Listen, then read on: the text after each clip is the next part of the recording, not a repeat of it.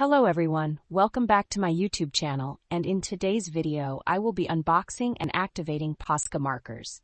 Before we start, be sure to hit the subscribe button if you haven't already. My favorite POSCA marker pack is the 15 pack of 5M. They're just the right size for making amazing art, and they're just the perfect size.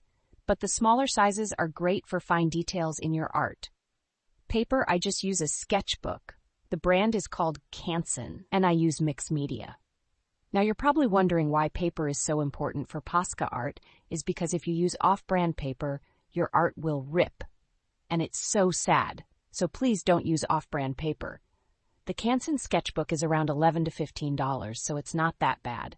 I will have a link in the description for the Canon sketchbook. POSCA markers are a little expensive, so if you don't have the money or POSCA, you could just buy some off-brand acrylic paint markers. I bought some super cheap acrylic paint markers that were only $4 from Amazon for a pack of 12.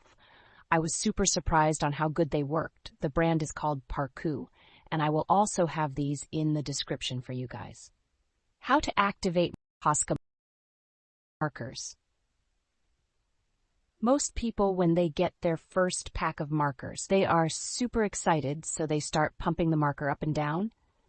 Then they realize that no paint is coming out, so they start hitting the marker against the paper, and that could break the tip. So do not do that. When you activate the POSCA marker, first shake it very good with the cap on, then take the cap off and start pumping up and down very slow. Once you see paint come out, you know your marker is activated. If you want to, you can draw a line to see if your POSCA marker is fully activated. Next is how to draw with POSCA markers. First, sketch out what you want to draw, then color your sketch in.